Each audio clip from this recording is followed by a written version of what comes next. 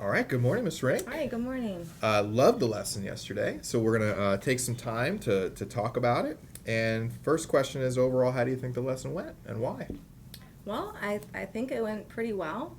It seemed that the students were engaged. They definitely were engaged in the previewing activity and processing that with their partners and through their activity that they had with the sorting and the categorizing. That was one of the highlights. That was And good.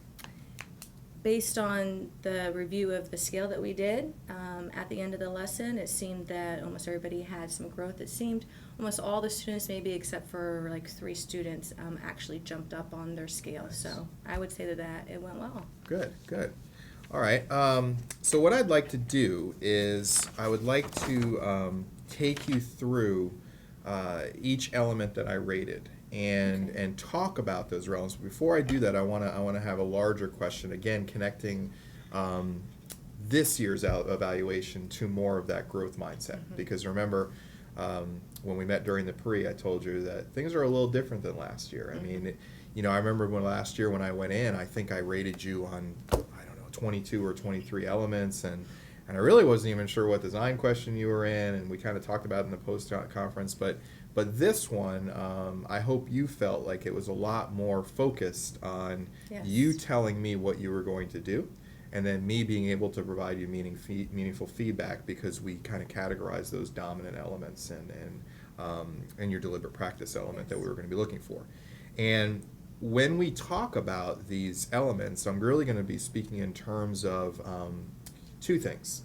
The desired effect. So as we know from looking at this document of the domain 1, 3 lesson segments, we know that each one of these elements has a desired effect. Right. And the desired effect is always written in terms of the student's will or the student's can, so that it's all about not as much teaching, but it's about learning.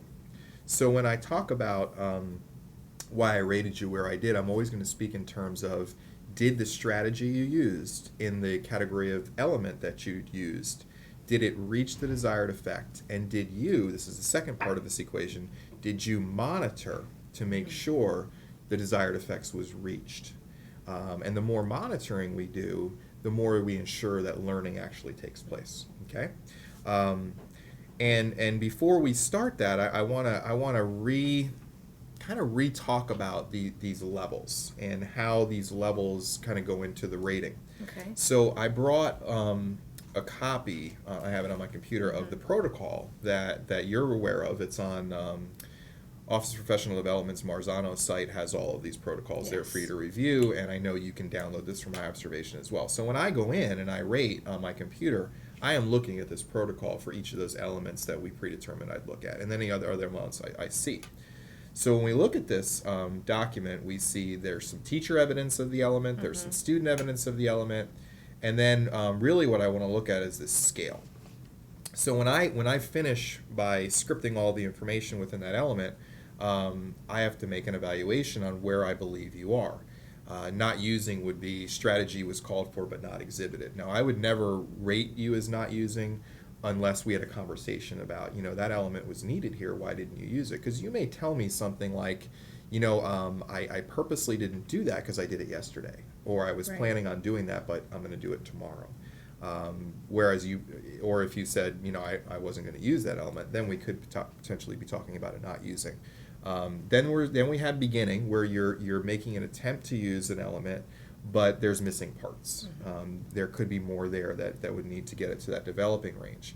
Developing is when you actually use the element or a strategy within that category of elements where there's no missing parts. You did it just as the protocol calls for you to do it. That is actually really good. And I think last year we talked about developing, and I guess if you really clearly think of the word developing, you're like, well, I don't want to be developing. Right. I want to be higher than that. But when you're at a developing level, you are actually using the strategy or element as it was intended, and there are no missing parts. But when we move to applying, what we see the big difference in all of the elements is we see that not only are you implementing that strategy with no missing parts, but you're monitoring that the desired effect of that element is occurring for students. So, and you did that on a couple of them, and I'm gonna show you how you did that. And then if we look at innovating, you get to the level where you're actually adapting and creating new ways to monitor because something happened in the class that called for you to do something different. So innovating is there's no specific way for this to happen. It's you are recognizing that your monitoring efforts at applying, you need to do more for a group of students, or in some cases an individual student. So that truly is what separates applying from innovating. Okay. But I want to be clear that developing is a very good level for any teacher to be at, because you are truly using that element with no missing parts. Just moving it up is talking about monitoring for desired effect. So let's jump right into it with your deliberate practice. And your deliberate practice was understanding learning goal.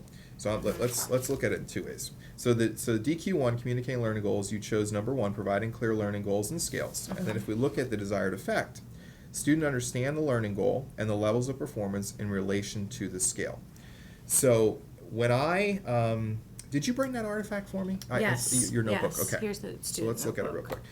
Okay. So I was actually looking over the shoulder of a student, so I got a pretty good look at this. So when I'm looking at this, what I see the learning goal at the top. Okay.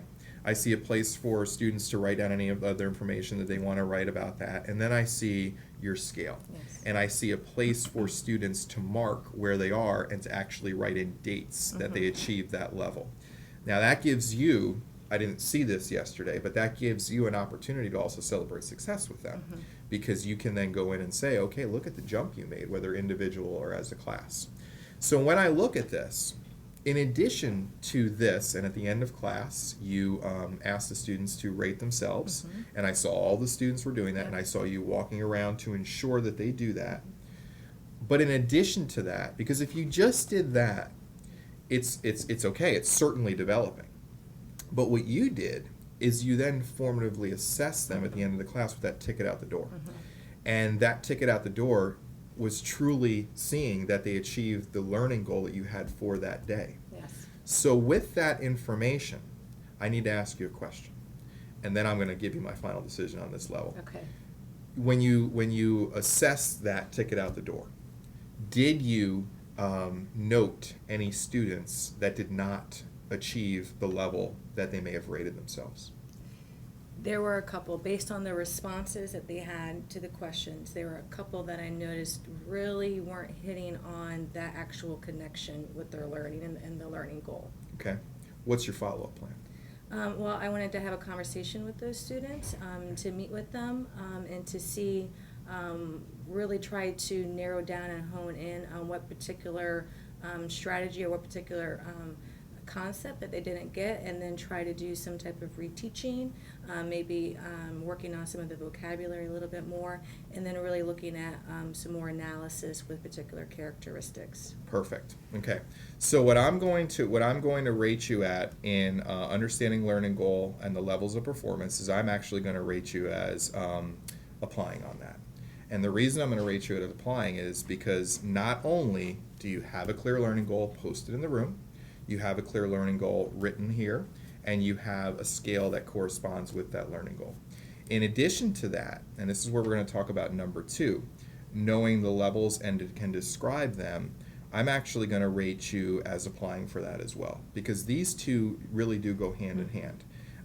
And the things that you did with the learning goal as related to the scale directly impacted the number 2 element, which, let's make sure we understand that one, tracking student progress. Yes. So they track their own progress, Yes. they understand their own progress, and you followed up. Now, looking at innovating in this, your response when I said, were there any students who didn't meet that goal, and how are you going to attain that?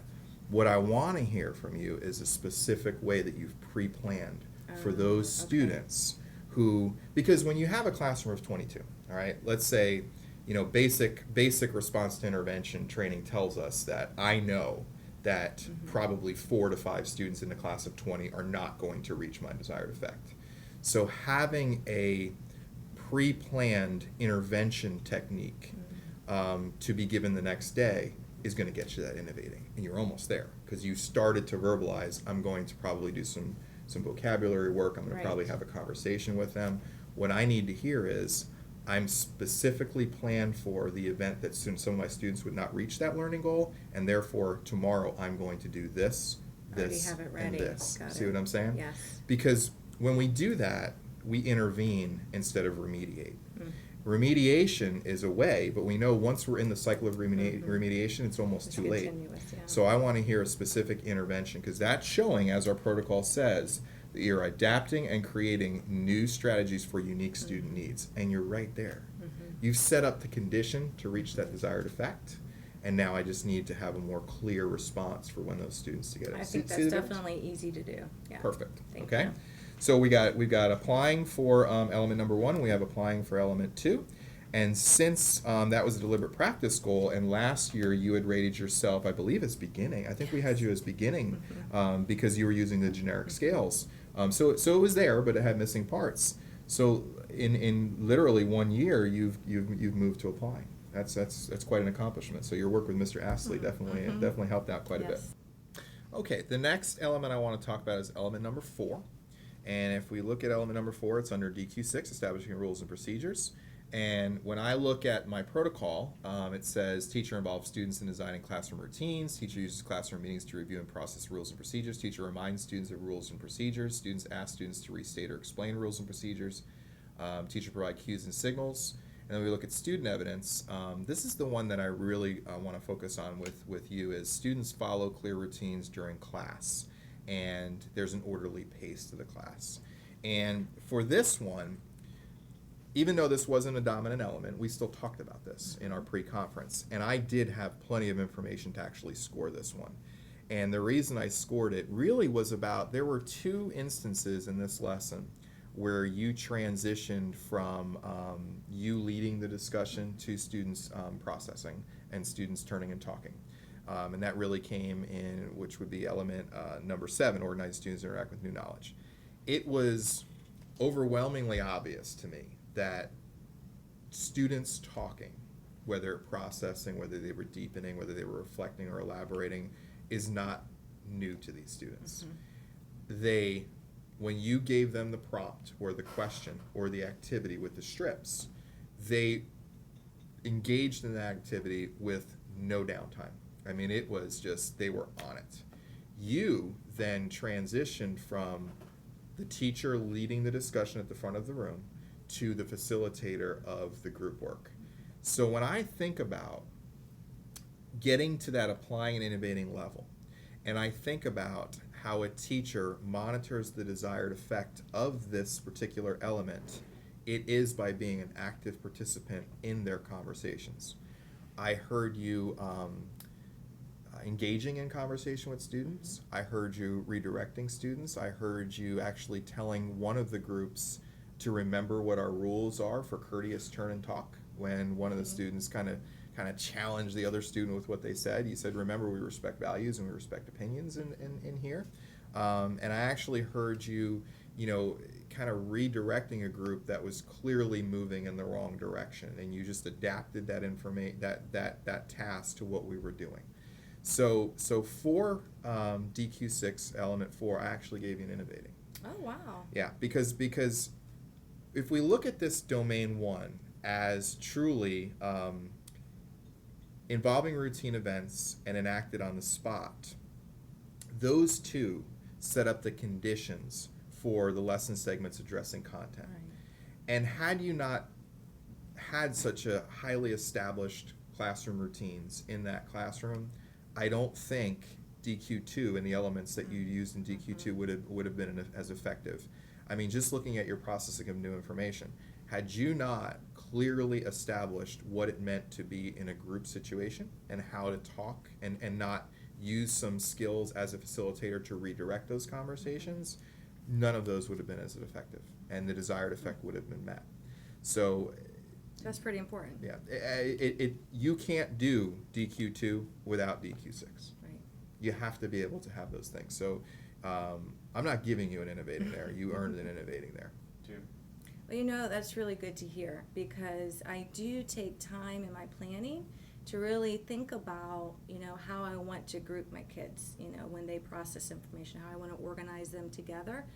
Because at some tasks I feel that they can learn better, just like with twos, but I think some tasks, like they have more people to really bounce off ideas and really work through things, that it will serve better if like 3 or 4 students work together. So it's something that I have been intentionally planning as I'm going through, but I really didn't realize that, Yeah. that's what it was meant to be. So I appreciate you taking the time to really describe that. Perfect.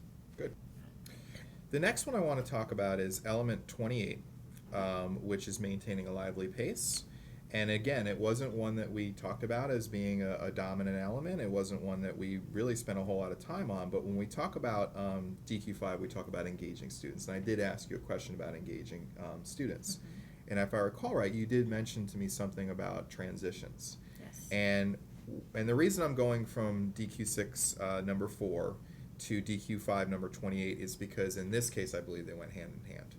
And I gave you another innovating on this, and that was because you had in that class, if I can recall, 1, 2, 3, a minimum, well actually four transitions. You went from the previewing activity, which led to identifying what the critical information was. You did a turn and talk. Mm-hmm. You transitioned to 10, where you put them in groups of 4 to look at that, reflect on information, and then you did the wrap up where you had them rate themselves on the scale and did Yes. that ticket out the door. So that was 4 transitions in a 15-minute class, and I didn't see learning, or I didn't see downtime affect the flow of that class. So the engagement technique, whether you planned it or not, of having those crisp transitions, which is in the protocol, was at a level, at a very high level, at an innovating level. And there were also, the reason I'm going with innovating on this is because there was a time when you were in element 10 of processing, in that activity with the strips, where you purposely did some status checks. Mm-hmm. And I think you did that because you sensed that the lesson should be moving faster than it was. And that happens in group work, right? There's always an element of off-taskness that you need to be engaging Right. with. You stopped them, you went around the room, you said, I want you to give me an update on where you are. And what that does is it tells the groups that are behind that they need to catch up because another group is almost done. And then you gave them time, you gave them like 1 more minute to finish that activity, and then you checked in on them 1 more time even before that ended. So I saw you recognizing where you were in that transition, where you were in that activity, and purposely intervening to move it up to get it to where it was crisp again. Because had you just let that go, you would have increased off task. Yes. So that 4 and 28, you do that very well, and I gave you an innovating on that as well. That's great. Okay. I think it's so interesting that you caught that, because when I am planning for the activities, particularly group activities, and I pair up or I group up particular students, I already know, I have a good idea of which groups are going to kind of get a little bit more off task than others. So I try to employ different strategies like proximity control, also with them to make sure that they do stay engaged in the task. And like with the status check, I do that as another thing that I plan intentionally, because the students actually, they kind of wait for me to do that, and they need me to do that to keep them going on the task and to keep them engaged, and it also gives them accountability, with the work that they're doing, in the groups too. So I appreciate you looking at that. It was a great one. Okay, so let's move now to our elements that we categorize as dominant elements. And remember, we talked about 6, we talked about 7, we talked about 8, and we talked about 10. And we also talked about 9, but 9 came more in the planning of those chunking contents. And I actually believe that in 9, the content chunk that you chose was perfectly adequate for the lesson that you gave today. It didn't seem to be too much, and it certainly didn't seem to be too little.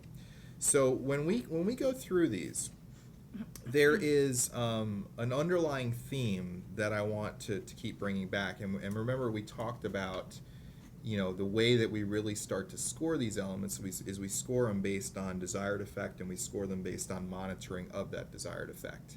And when we looked at these 4 developments, I found the same common theme coming through with the majority of them. And if we look at identifying critical information, we'll start there. But identifying critical information for this particular lesson came through your previewing of new content with them, building that background knowledge, and then organizing them to interact in their turn and talk partner, because that was the way that you used to begin to identify critical information. So when we look at those 3 without really breaking them apart, I actually rated you developing on each one of them. Okay. And here's why. I thought that each one of those in and itself was implemented without any missing parts. Previewing, you gave them an article the night before. You gave them clear instructions on what you wanted them to do with that so that they'd be ready for the next day. The next day, you began talking to them about, now you're going to get in your turn and talk partner, and you're going to begin to identify with each other what you felt important. And then at the end of that activity, you summarize for them what you felt was important. And then they kind of compared, well, what did I feel was important, and what did the teacher feel was important? What was missing here is a time at the end of that activity, or even during the activity, where you actually went through and made sure that the students now understood what was important. You could have done that through questioning. You could have done that through a quick assignment, like a formative assessment assignment. Like, okay, now that we've established this, let me hear back from you what is critical.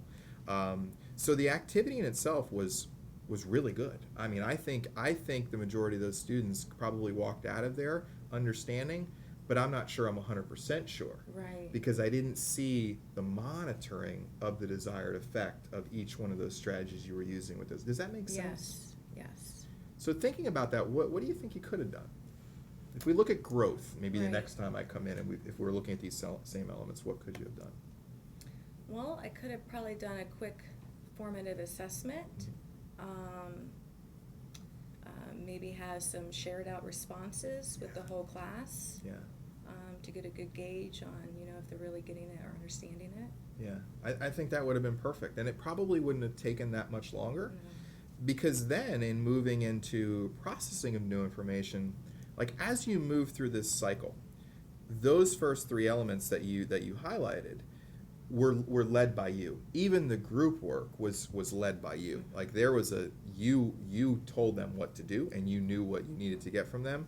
But once you get to 10 processing, you let them go, right? That you let them go in that activity. So what we want to make sure is before we turn the learning over to them, that we truly have reached the desired effect of those previous elements, because that identifying critical, if they don't have a good understanding of what's critical, and you don't yourself know that they know what's critical, it's going to be really hard that they're processing the right information. So this really sets it up Yeah. to get into them, to the gradual release for them to take Absolutely. over. Okay. And you're so good at checking in with the groups to make sure that they're engaged and to make sure they're behaving appropriately and following routines, that to add that monitoring piece, it's there. Right. It's there because you're so good at interacting with groups. You just got to ask the right questions to the groups to make sure that desired effect is being reached. Yeah. Okay. You okay with the developing? I am. All right. Well, now that you explain it the way that you Yeah. did, I have a better understanding of it, and I could see how I can easily, implement something. Perfect. So thank. Okay, and the last element from DQ2 that we talked about seeing was going to be element number 10, which is processing of new information. And the desired effect of that one is students can explain what they have just learned, ask clarifying questions, and or actively discuss the content. So you had the strips where they had to now start categorizing those 3 different topics into the 3 different regions or colony regions that they had. The characteristics, right. Again, I'm going to go back to the same thing that I did for the other ones. I gave you as developing because you absolutely, it was an appropriate strategy for that element, and it was, they definitely were engaged in that activity, but the missing component was at the end of that activity, when you closed out that activity, how did you monitor that they were reaching the desired effect of what this states? So again, when you were walking around in the groups, I did see you talking to them. I saw you pulling them back in. I saw you reminding them to be respectful of each other's answers.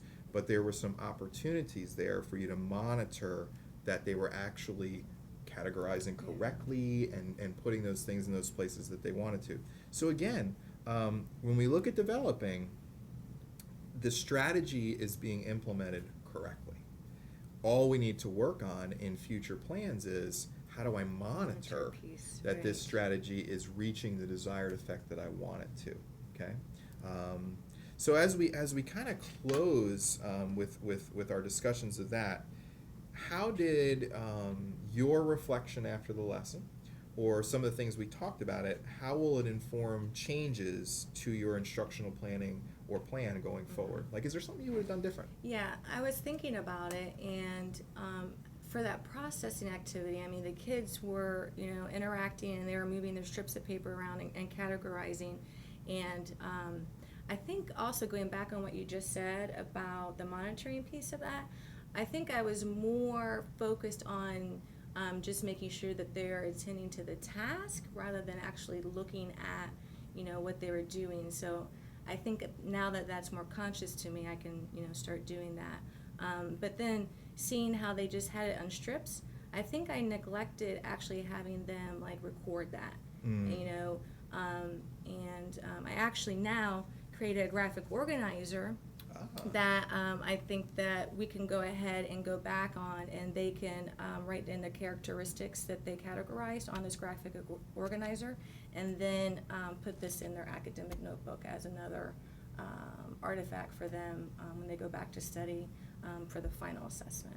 So when you would have done this at the conclusion of that, yes, and that would have been monitored, right? Because you could have monitored that the notes that they were writing on this graphic organizer could have been what you needed them to get from that information. Right. So that would have been another element, right? Yeah. Looks like, yep, element 12. Yeah. So you could have got another element out of that same activity, and I think there was some time to do that within that lesson too before you went into the scale thing. So overall though, I think where you were in DQ2 to be at that developing level, being that this year we've really just started to really unpack these elements and get to where the desired effect was, and the fact that I didn't see any at beginning means you're implementing them with no missing parts. We just need to look at that monitoring and you've already said this is how I would have monitored this through appropriate note taking. So it sounds like I'm doing okay. You're doing great. You're doing to great. enhance a little bit. Okay. Yeah. So if you don't mind, I just want to go ahead and summarize Absolutely. the overall scoring of what we just talked about. Yeah. So looking back at the elements that I was scored in, element 1 and 2, I was scored at applying. That's those clear learning goals, that scale and tracking progress. And remember, that was your liberal practice. Yes. So that was quite a jump. And I did for you. improve from where I was last year. Absolutely. Okay. And then 4 and 28, I was at innovating. And then 6, 7, 8, and 10, I was at developing. And that was really because of that monitoring piece, that I really wasn't really working and looking at the monitoring of the students and if they were really meeting the desired effect of the strategies that we were using in class. Sure, yeah. Okay, and then after I reflected on the lesson and the artifact that I brought with the graphic organizer, that we realized is actually part of element 12 as well, I could have been scored on element 12 if I implemented, and it also directly relates to the monitoring piece and how that graphic organizer and me checking that and using that could be another type of monitoring strategy. Absolutely. Great summary. And the other thing that I want to make a quick PLC connection, because what we're seeing as a school when I talk to the assistant principals is this reoccurring theme of monitoring, because I don't know that last year we really talked about that. We didn't really talk about monitoring, and we didn't really talk about desired effect. But as you're having those PLC discussions, you can kind of bring that up. Like if we're going to plan to use a strategy such as how are we going to identify critical information in this chunk of content, we can also add that question: how are we going to monitor? Have it always as a piece of the conversation. Always a piece of a question, and then you intentionally plan the monitoring, just like you Along with it. because I think as teachers, and I think I could reflect on my own teaching career, I was really good at planning activities, and I thought they were engaging activities, and I thought that kids really liked it. But when I reflect on my teaching, I'm not sure I ever planned for how am I going to monitor for that activity. So it's not really in our comfort zone, right? But I think if we put it in our comfort zone, what we're going to see is we're going to see more student learning, and that's what it's all about. So definitely some growth areas, which again, that's why we're doing this. But some we've already seen some growth, so we're heading in the right direction. Great, thank Okay, you. thank you.